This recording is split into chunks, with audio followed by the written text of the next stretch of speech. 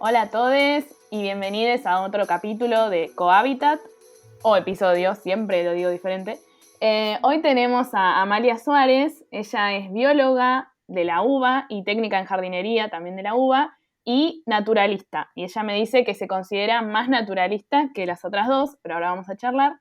También trabaja en el Instituto Darwinion como curadora del herbario y es docente de la Escuela Argentina de Naturalistas de Aves Argentinas. Hola, Ama, ¿cómo estás? Hola, ¿cómo estás, Connie? ¿Todo Bien, bien? por suerte, todo bien. Gracias por la invitación. Bueno, un placer, la verdad, invitarte. Pensé en vos. Tengo unas preguntitas que yo puse en mi Instagram, que es @mitiendaeco. ¿Qué le preguntarías a alguien que sabe mucho de plantas? Y viste que siempre pasa que te preguntan cómo cuidar quizás las plantas, cuestiones así como más, bueno, de jardinería podemos decir. Y Mm, una de las preguntas que me interesó, con la que podemos arrancar, es si, por ejemplo, le sacan las hojas caídas a la planta. ¿Y por qué me interesó esto, no? Una vez que se empiezan a secar las hojas. Me sí, interesó por el tema, todo esto nuevo que se está empezando a dar, de dejar los jardines quizás más al natural y como ver todas las etapas, ¿no? De las plantas, quizás cuando no están en su esplendor, incluso poder apreciarlas. exacto. ¿Vos te estás refiriendo a sacar las hojas a las podas? Yo creo que se refería a las plantas más de interior o cuando empieza a secarse Bien, una parte de la planta naturalmente. perfecto. A ver, a la planta no le va a afectar que le saques la hoja. Eso ya Ujú. va a quedar a criterio de la estética que va a querer esa persona. Y quizás alguien muy naturalista y que disfruta de todo ese proceso, la deja, y el que no, la saca, pero no, digamos que para la planta no implica ningún problema esa extracción. Así que no Ok. me parece que esté mal. Sí, siempre tratar de sacarlas, tanto para las podas grandes de árboles o arbustos como para herbáceas, en lo posible con alguna herramienta filosa, de manera de desgarrar lo menos posible la planta y Ujú. bueno, y que no entren hongos ni ningún patógeno que pueda afectar sí después a la planta, ¿no? Claro, es como una herida, como una herida nuestra Claro, también, lo mismo. exacto, porque la planta cuando libera sola, ¿sí? Se produce la abscisión de la hoja, hay todo un proceso fisiológico dentro de la planta para justamente evitar la entrada de bacterias. O sea, hay un Ujú. corte natural y que evita, ¿sí? Entrada de patógenos. Así que si lo hacemos hay que tratar de disminuir, ¿sí? esa probabilidad. Ok. Bueno, y hablando de, yo ya te nombré a las nativas, así de entrada. Em, También preguntaron por qué no se consiguen plantas nativas en viveros convencionales. ¿Vos qué opinás de esto? No se consiguen porque todavía no hay la suficiente demanda sobre plantas nativas. O sea, quizás en nuestro ambiente Ajá, uno dice, no, nosotros, en nuestro mundo, sí. Ya nos hacen tenemos, falta más. sí. Claro, pero si nos posicionamos con respecto al resto, somos todavía una minoría Ujú. y por supuesto comercialmente a un vivero aún no le conviene tanto quizás la producción como tener una planta mucho tiempo en su vivero, ocupando espacio cuando podría tener otras de más salida. Pero es una cuestión de tiempo, porque en cuanto vean Ujú. que la gente empieza a demandar ese tipo de plantas, las van a empezar a tener, eso seguro, seguro. Así que, y de Me hecho, he encanta. escuchado que hay viveros que sí se han mostrado interesados y han acudido a gente especialista en el tema en cuanto a producción, que está empezando a pedir porque también se va enterando, hay todo una mezcla de factores, no solo el tema de la demanda, sino también el conocimiento del propio productor, ¿no? Sí, también Eh, durante mucho tiempo se impusieron estas especies exóticas y es como que ya es muy difícil volver para atrás ahora, pero bueno. y claro, es un tema, una cosa cultural donde siempre se ha valorado Ujú. mucho más lo exótico en el sentido de raro para la gente, digo, ¿no? Que nosotros Sí, tenemos un concepto de exótico muy particular, pero sí. para la gente, qué sé yo, una orquídea, qué sé yo, de Centroamérica o cualquier planta africana, que de hecho estamos llenos de plantas africanas, son todas muy vistosas, todas con un poder de atracción terrible y bueno, hay que, digamos, a las nativas hay que ponerle el valor que tiene la fauna asociada. Esa es la gran clave con las nativas. Pero bueno, también es cierto que no todos, a toda la gente le gusta que haya abejas en su casa. O sea que no es algo fácil, pero bueno, de a poco, ¿sí? Uno va, entre todos nosotros los naturalistas, vamos dando a conocer el tema, cómo es la estética de tener plantas nativas y bueno, es un trabajito que nos tocó Sí, una lucha, hacer y que le tranqui. seguirá tocando a otros más adelante.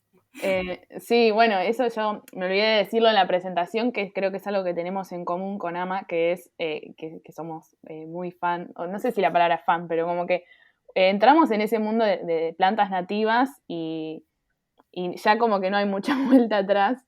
Y Sí, bueno, ahora sí, ahora vamos a charlar igual un poquito de la importancia y eso. Yo quiero saber personalmente cómo empezaste a estudiar a las plantas, cómo dijiste yo voy a dedicarme a esto. Fue hoy, antes de empezar la charla, yo pensaba, qué loco, ¿no? Porque cómo son las plantas de atractivas. Yo arranqué estudiando biología para estudiar biología acuática. Biología marina en realidad y después acá en la Mira. UBA es biología acuática, ¿no? Y yo estaba con ese tema. Las plantas siempre me habían gustado. Yo tenía huerta desde que tenía 7, 8 años, o sea que era algo, Ah, tenía sí, pero los animales, como pasa en general, sí, sí suelen ser los más atractivos al comienzo porque se mueven y sobre todo para los chicos es lógico que lo sean. Cuando terminé la facultad, empecé el doctorado, yo trabajaba con lobos marinos en las costas de Argentina Ah, mira, no y sabía. a la par del doctorado dije, bueno, voy a empezar otra carrera por si después no me sale la beca del CONICET, que esto, que lo otro. Voy haciendo una materia por cuatrimestre, tranqui, tipo curso, que al final va a terminar en una carrera y en otra salida laboral. Entonces, como una cosa que me gustaba mucho y que tiene salida laboral es la jardinería, dije, bueno, voy a estudiar jardinería. Y yo en ese momento vivía en Capital y dije, bueno, voy a la Facultad de Agronomía. Y ahí flashé con las plantas. Ya, más grande yo, ya donde cuando recibía toda la información que había de las características de las plantas, la ¿Cómo fisiología. funcionan? Eso es mucho. Claro, viste, yo decía, y ahí me enamoré. Hasta en ese momento las nativas todavía no formaban parte de mi mundo, porque ahí Ujú, en jardinería la mayoría sí, son plantas ornamentales exóticas. Si ujú, bien ya, esto estoy hablando 2004, 2005, ya había una materia optativa que era plantas nativas para usar en mira, jardines, qué bueno. que la daba el genio de Hermann Reutemann. Y bueno, pero bueno, yo ahí me empecé a familiarizar con las plantas, a adorarlas, era como que ya me habían atrapado ahí. Y de hecho, decidí dejar el doctorado porque al año y medio, porque me di cuenta que a mí me gustaba mucho el contacto, ahí como que volví a mi esencia naturalista, que me gustaba Ujú, mucho el contacto con plantas, animales, con todo, y bueno, y sentía que la investigación me iba como a limitar a estudiar un grupo de animales y nada más y me iba a perder el resto de lo que hay en la naturaleza. mm, Eso fue mi forma de pensarlo, ¿no? sí, claro. Y bueno, terminé entonces a full la carrera de jardinería y después, bueno, Leo, mi marido, daba clases ya hace mucho en la EAN, en la escuela, así que yo ahí me empecé a meter en el mundo naturalista a full, tener más conocimiento por Claudia Nardini, de las plantas nativas, y bueno, y ahí ya soy lo que soy gracias a toda esa, por entrar a Aves Argentinas, a la EAN más que a Aves Argentinas. Ahí Sí. fue donde me terminé de convertir y ser casi una fanática, no soy una fanática del todo, de las plantas nativas. Es como que trato de ser un poquito, viste, racional, ¿no? Si esto de que, esa planta no llega porque llega hasta 2 kilómetros antes de tu casa o ese tipo de cosas, no, trato Sí, de ser como más ok. sí, racional en eso. Pero bueno, está bien, igual Sí. A veces hace falta esto de ser un poco extremista. Sí, alguien lo tiene que hacer, ¿no? Sí. Exacto, porque es como un llamado de atención, ¿viste? Como despierten, despierten. Después aflojamos y vamos poniendo menos exigentes como para que sea accesible para todos, pero bueno, Exacto. así que así fue. Bueno, ese caminito de la EAN creo que nos pasó a varios, eso de como entrar ahí y muchas salidas, ¿viste? Como mucha interpretación de lo que, de la naturaleza. Entonces es como que, no sé, te sentís bien y seguís ahí. Exacto, exacto. Y ver a las plantas no como una, o sea, ¿entendés? Un ser vivo ornamental nada más. Es como que cuando empezás a meterte en el mundo naturalista, ya sea en la EAN o con amigos, es como que, como digo siempre en las clases, empezás a ver todo de otra manera. Y todo es súper maravilloso en una hoja nada más que estás viendo. Entonces ahí es como que con las plantas me ha pasado que me empecé a enamorar. Y encima me gusta sacar fotos, entonces ahora estoy a full con las fotos.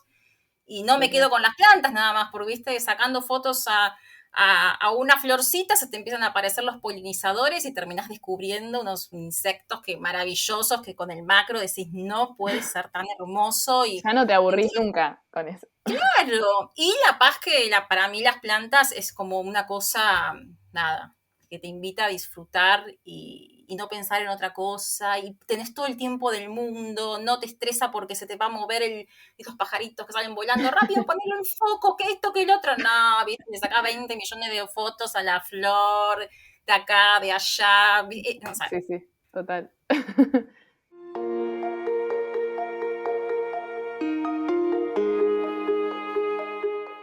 Bueno, Ama, ya nos contaste un poco cómo llegaste a este mundo de las plantas y un poco que yo quiero saber por qué vos creés que es importante este grupo, pero lo vamos a hacer de una manera que si ya estuvieron escuchando los otros capítulos ya quizás se imaginan. Vamos a pensar una situación hipotética.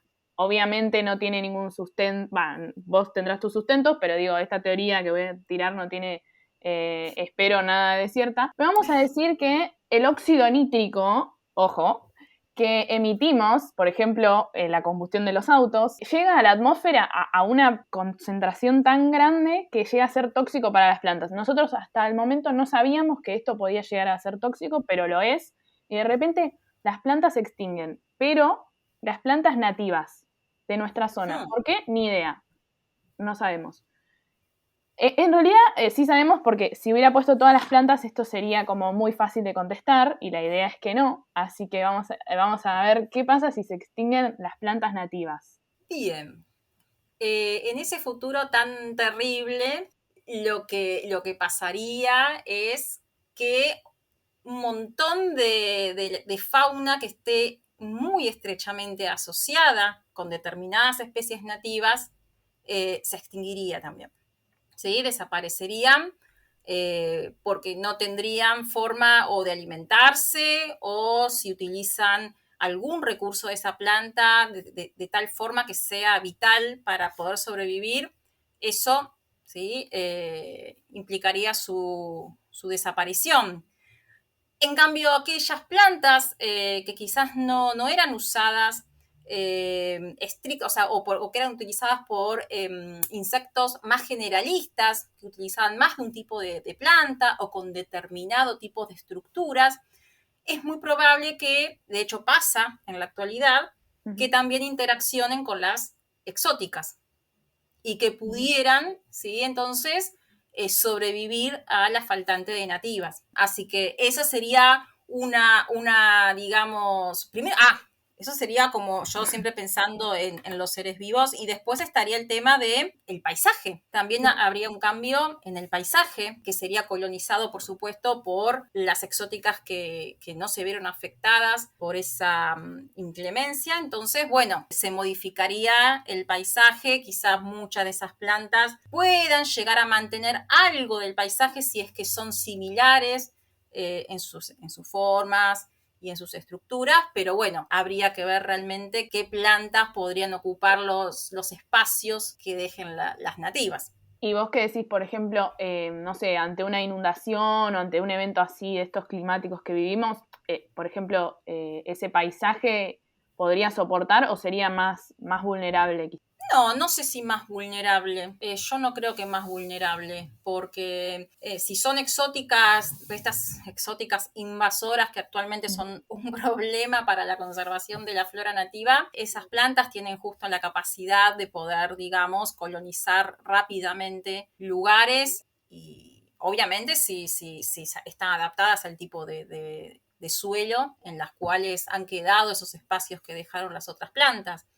O sea, las plantas mientras se reproduzcan bien y en ese nuevo espacio encuentren un buen ambiente, se van a desarrollar bien. Quizás alguna esté un poco más enferma que otra, pero es lo que pasa hoy en día con los paraísos, que no son de acá, son asiáticos, tienen bastantes enfermedades, pero así todos son árboles que la verdad que duran mucho, que se bancan las podas, dentro de todo, pues Uh-huh. en general no se bancan tanto las podas como otros, pero bueno, vemos paraísos gigantes y están bien. Y en lugares, la verdad que también muy, no muy lindos en cuanto al tipo de aire, o sea, en lugares muy contaminados, como son las ciudades.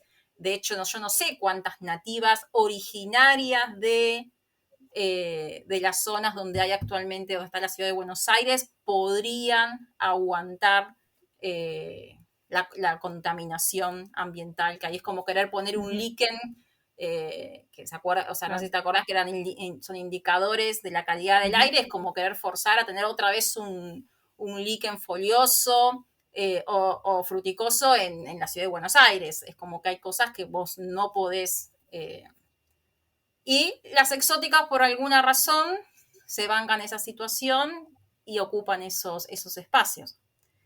Pero sí, yo creo que básicamente, si no hablamos de la relación con otros seres vivos, el problema sería, o el problema o el cambio sería un cambio en el paisaje. Uh-huh. Y bueno, igual la relación con, con otros seres vivos es, creo que es lo más importante, va, Sí, para mí, ¿no? no es Para mucha algo, gente. no es algo No es menor, menor. Uh-huh. para nada, para nada. Así que, y no estamos hablando solo de seres vivos que quizás vemos, aves, insectos, también hay un montón de vida debajo de la tierra y la relación que hay de hongos y de otros, qué sé yo, nematodes y un montón de animales con las raíces, con todo el ambiente, el microclima que se genera alrededor de las raíces también es súper importante y puede ser muy grave la pérdida de alguna de esas especies. Sí, para el suelo, para los cultivos Exacto, posterior. Por más que los cultivos exactamente, son exóticos, necesitan de esa calidad de suelo, ¿no? exactamente. Así que sí, el panorama no sé si sería muy lindo, Sería- Sí, no. Yo diría pero que no. Va, no sé, no te es, quiero forzar la respuesta, pero. es preferible que, o sea, lo actual, digamos, que bueno, aguantar un poco digamos, la mezcla de exótico y nativo, Ujú. y que imaginarse directamente que no estén. Entonces, creo que actualmente hay que preocuparse en preservar lo que queda y, por supuesto, bueno, hacer los manejos de exóticas invasoras que sea necesario, siempre y cuando el manejo de exóticas, porque yo también me podría preguntar Mm, si empezamos, si seguimos divagando, ¿qué pasa si ujú. yo de golpe quiero eliminar todas las Todas exóticas? ¿Estaría las bueno hacer exóticas que eso? son las que no vienen de acá. Exacto, Por las sí. dudas, por si. Sí, perfecto. Sí, Sí, yo hablo a veces y me olvido de. no, está bien. Eh, Claro, no, entonces, no, eso es una buena pregunta. es una buena pregunta porque, de hecho, en muchos libros se dice como que ojo con ese tipo de manejos porque puede también implicar la pérdida de especies de fauna nativa porque hay tan pocas, quizás ya quedan pocas especies nativas que, por ejemplo, dan un tipo de fruto y eso Ujú. fue reemplazado para esas aves por los frutos de una exótica, al final se queda sin nada. Sí, O sea, como que sí, eso hay que evaluarlo bien, cómo haces ese cambio, porque si no, podés sí estar también afectando a la fauna. ujú. Bueno, una de las amenazas de las plantas, vos dijiste ya, de las plantas nativas, son las especies exóticas. ¿Y qué otras amenazas hay, por ejemplo, para las plantas nativas? Y Reales. las otras amenazas, bueno, siempre la amenaza yo creo que es la principal, es casi siempre la misma, que somos nosotros. Ajá, Hablo de nosotros los seres sí. humanos. ya sea el tema de talar, de contaminar, básicamente la amenaza es esa, todo el tema de deforestación. De fragmentar esos Exacto, eso es ambientes. un horror, porque, bueno, ya sabemos que, como decís vos, fragmentar un ambiente no es solo que el paisaje va a estar fragmentado, que de golpe, bueno, ves todo cultivado, después, otra vez apareció el monte, qué lindo.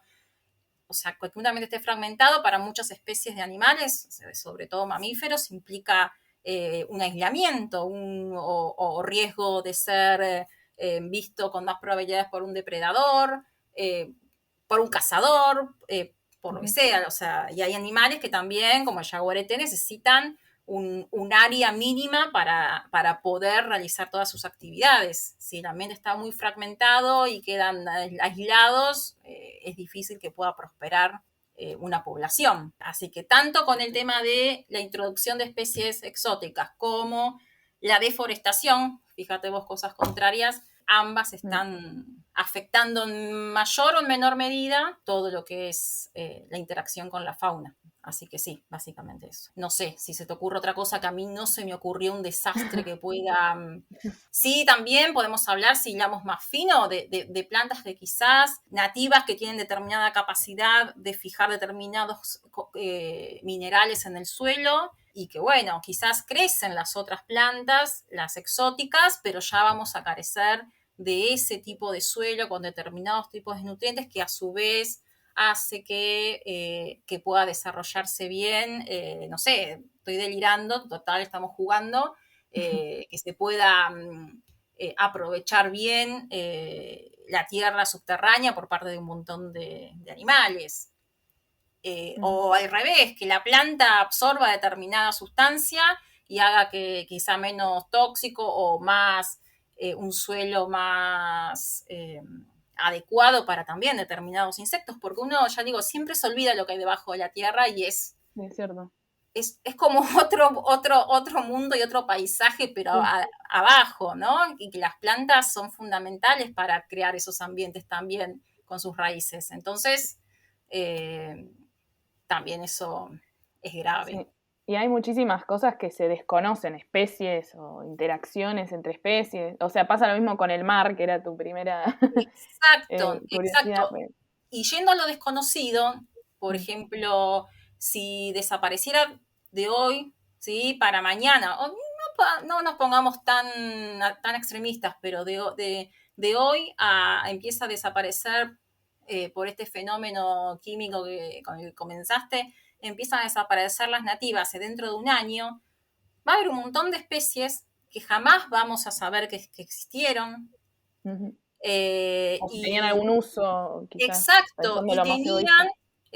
y tenían la capacidad, qué sé yo, de hacer remediación del suelo, del agua, o que esa planta, está bien que un árbol es raro que, no sé, igual nada es raro todavía, es raro que no se conozca hoy en día un árbol, quizás las herbáceas son las que se descubren todavía un poco más, pero quizás se ve que hay plantas que tienen la capacidad de poder generar muchísimo más oxígeno y absorber mucho más dióxido de carbono que otros. No sé, es infinito, o sea, es infinito porque el mundo de las plantas va todo lo que implica la naturaleza es infinito, entonces podemos estar perdiendo cosas que ni nos imaginamos, y ni hablar para la salud y demás, pero yo como siempre me resisto, ¿viste? Yo siempre pienso yo No siempre tanto pienso más en el ambiente natural y no tanto a veces como que me da cosita, quizás está mal decirlo, pero me da cosita que siempre estemos pensando en los animales y en las plantas como algo beneficioso para nosotros. Sí. Pero bueno, a veces está bueno que hay gente que o sea, pueda prestar un poco más de atención a un tema y a una problemática de esa forma, entonces está bien. O sea, es un ruido que me pasa a mí, pero bueno. Sí, es lógico. Sí, a mí me pasa que me gusta explicarlo de esa manera, como la utilidad que tienen, por más que sé que es bastante como egoísta y antropocéntrico y todo, pero hay gente que no lo sabe y realmente no lo sabe, o sea, no sabe esa relación tan estrecha que tenemos. Entonces, como suma quizás gente que quiera proteger Totalmente, algo. yo también lo uso, ojo. Ajá. De hecho, lo uso, pero a mí Sí, particularmente, no es tu motivo. está mal. Sí, yo sé que está mal que lo Sí. piense así, porque yo soy así medio extremista con el No. tema de la naturaleza, pero Mm. es cierto que no todo el mundo tiene este amor terrible por la naturaleza, o sea, ya como una cosa que estás demasiado atento a la naturaleza y entonces, bueno, hay que explicárselo a esa gente también. Entonces, Marketing. y sí, y También la te verdad, ven. y es cierto, qué sé yo, y aparte, bueno, después la planta se puede cultivar, no es que la vas a ir a sacar del campo, ¿entendés? Para generar después el compuesto que es la cura para una enfermedad. ¿Viste? Sí, Uno se pone en esa situación y no, bueno, descubrís la planta, pero después la cultivan, que es la lógica, no vas a... claro, Así claro. que, pero bueno, eso es un tema importantísimo, el tema de especies que se pierden y que no sabes si realmente eran importantes para el ser humano.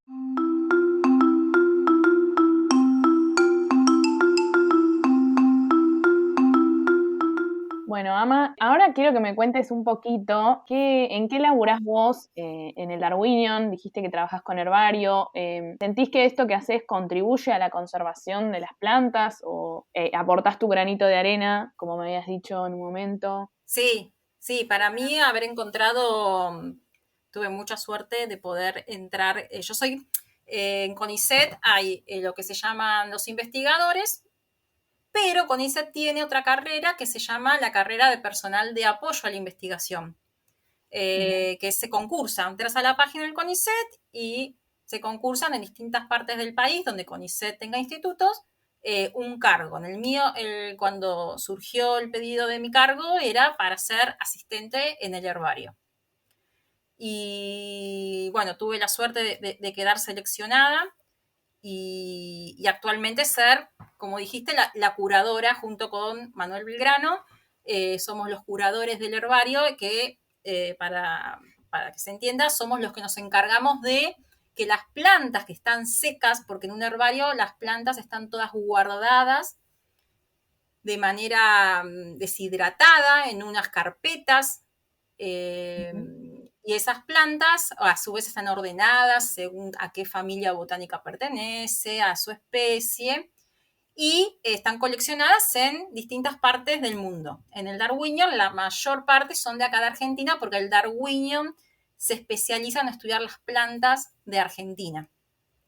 Entonces, se sale todos los años, se hacen 2 o 3 viajes de colección, es decir, se va a alguna provincia poco estudiada o alguna provincia donde hace mucho que no se va y se coleccionan ejemplares, fragmentos en el caso de plantas muy grandes o la plantita en el caso de las que son chiquitas, herbáceas, y eso se deshidrata y se guarda y pasa a ser un documento.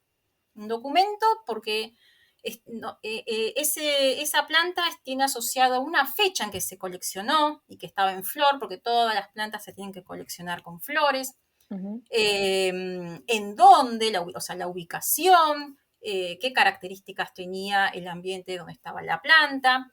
Y todo ese material que se va acumulando en el instituto es utilizado por investigadores de todo el mundo para hacer trabajos que van desde la ciencia básica, como ser descripciones, lo que se llama taxonomía o sistemática, pero también se hacen un montón de trabajos de ecología, porque con las plantas acumuladas en tantos años, para que te des una idea, hay plantas que son de 1880, 1890 coleccionadas y se siguen utilizando para investigar porque esa planta sigue dando información. Y No puede ser importa, que descubras, por ejemplo, una especie nueva de puede esas. suceder, sí, puede suceder. Es poco probable, pero puede suceder. O sea, con las colecciones nuevas, ¿no? Más que con las viejas. O revisando también, no. Revisando Mm. puede suceder, pero es menos probable. Y entonces se están haciendo muchos estudios de cambio climático, ¿sí? Estudiando cómo una especie de planta fue cambiando los momentos, o sea, las fechas en que florecían o fructificaban, cómo pudo cambiar eso entonces en la alimentación de determinadas aves o animales de la zona. Así que se realizan, ya te digo, cualquier tipo de estudios. Ahora se hacen muchos estudios moleculares, muchos de ellos también para ver parentescos entre las plantas, lo cual es importante porque hay plantas que quizás con la vieja clasificación, es decir, las agrupaban por parecidos, y ahora se dieron cuenta que genéticamente no tenían mucho que ver, sino que tenían que ver más con otra que nada que ver para nosotros en cuanto a la forma de la planta, Sí. que es lo que se hacía antes. Y eso es importante porque ahora podemos saber que una planta que antes se daba, que era de una familia, ahora está en una que justo esa familia se caracteriza por tener un montón de, de compuestos que son muy útiles en farmacéutica, por ejemplo. Que quizás, como antes estaban en la otra familia, nunca se le daba mucha importancia o no se estudiaba, y ahora sí. Podemos dar un dato random que a la gente le gusta mucho para esos datos para tirar, ¿viste? Sí. El del cannabis, la familia del cannabis. Muy bien, esa queda siempre. Ese sí, sí. Exacto. El cannabis y el lúpulo que se usa para la cerveza, para la fabricación de la cerveza, pertenecen a una familia botánica, las Cannabaceae, y recientemente se vio que el tala pertenece, por los estudios moleculares recientes que se hicieron, que actualmente pertenece a esa familia, que está muy emparentada con ¿sí? el cannabis y el lúpulo. El tala, que es un árbol Eh, nativo, que lo queremos un exacto, montón. el Celtic tala, nuestro arbolito estrella de las nativas, que tiene un montón de interacciones con mariposas, como el zafiro del talar, aves que comen los frutitos, insectos, bueno, es una maravilla ese arbolito. Y bueno, entonces supongo que en algún momento se va a empezar a ver si el tala tiene alguna propiedad que pueda ser útil para el ser humano. Y quizás sea una forma indirecta de empezar a conservarlo. Está bueno como para empezar a mirarlo de otra forma y no por nosotros que ya lo miramos, lo amamos y aunque tenga espinitas lo abrazamos y no nos importa nada. Pero para otras personas es como son esas como que alertas, ¿no? Como que les hacen abrir los ojos. Esas noticias que salen, descubrieron el árbol curador de... Exacto, ¿no? Entonces todos van a estar buscando talas por toda la ciudad, el Pero que lo conurbano. siembren, que no lo talen. Claro, exacto. Entonces, bueno, esa anécdota está buena, siempre la cuento en mis clases porque un poco para dar el ejemplo de cómo ahora los estudios moleculares están haciendo estas cosas, descubriendo estas cosas raras de relaciones y bueno, y también porque es gracioso, ¿no? Sí. Pero Bueno, sí. bueno, buenísimo. Algo con lo que quieras cerrar, un mensaje que quieras dar a la Mi gente. mensaje es que le presten un poquito más de atención a las plantas. Si es a las nativas, mejor, porque a las ornamentales uno le presta atención solo por lo lindo.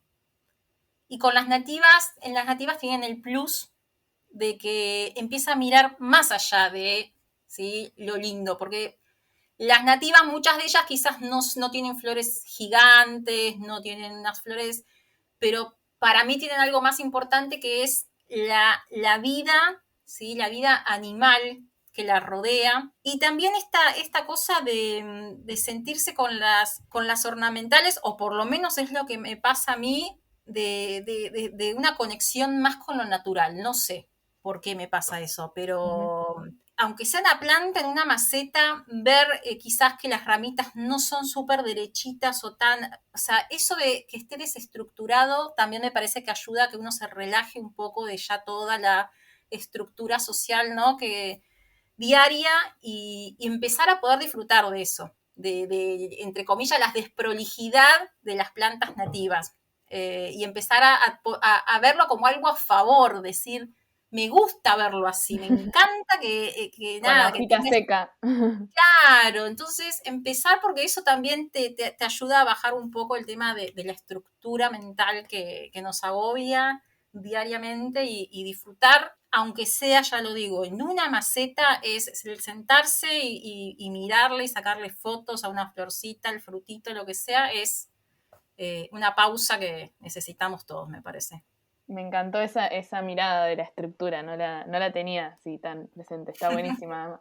Gracias. Bueno. Veo que tenés unos cuadritos por atrás tuyo, no sé si querés comentar que también haces arte. Ah, sí, hago de todo, pero el arte siempre obviamente asociado a la naturaleza.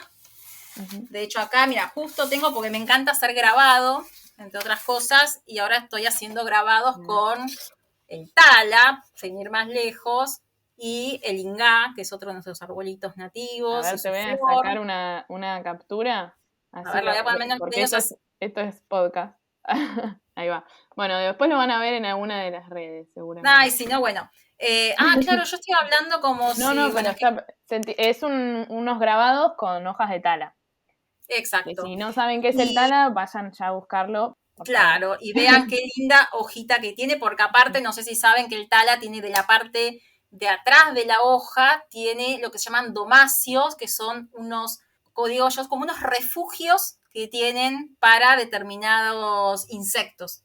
Y es muy lindo observarlo, son como unos huequitos que se forman entre las nervaduras principales.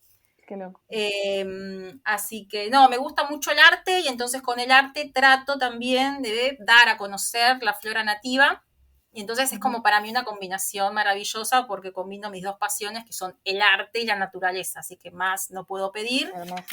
Y bueno, y lo hago sí, dibujo, en cuaderno, cualquier papel maché también, siempre alguna cosita y para regalar y para dar a conocer determinada especie y bueno.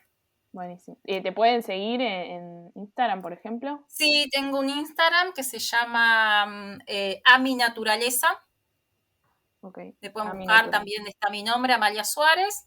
Y ahí tengo varias cosas que hice, de hecho muchas colaboraciones para aves argentinas en lo que es tráfico de fauna, o sea, todo eventos para combatir el tráfico de fauna, entonces yo siempre ahí me sumo con alguna de mis artesanías haciendo marionetas o móviles de aves y máscaras, cualquier cosa que sirva para el evento, ahí yo me engancho. Buenísimo. Bueno, mil gracias por sumarte y por jugar un poco con las teorías. Un placer. La verdad que es un proyecto súper lindo, así que lo voy a seguir. Este no porque ya sé, pero los anteriores, los que sean seguro, voy a estar súper enganchada con estos podcasts. Así que bueno, Connie, muchas gracias en serio por la invitación. Gracias a vos, Ama. Un honor.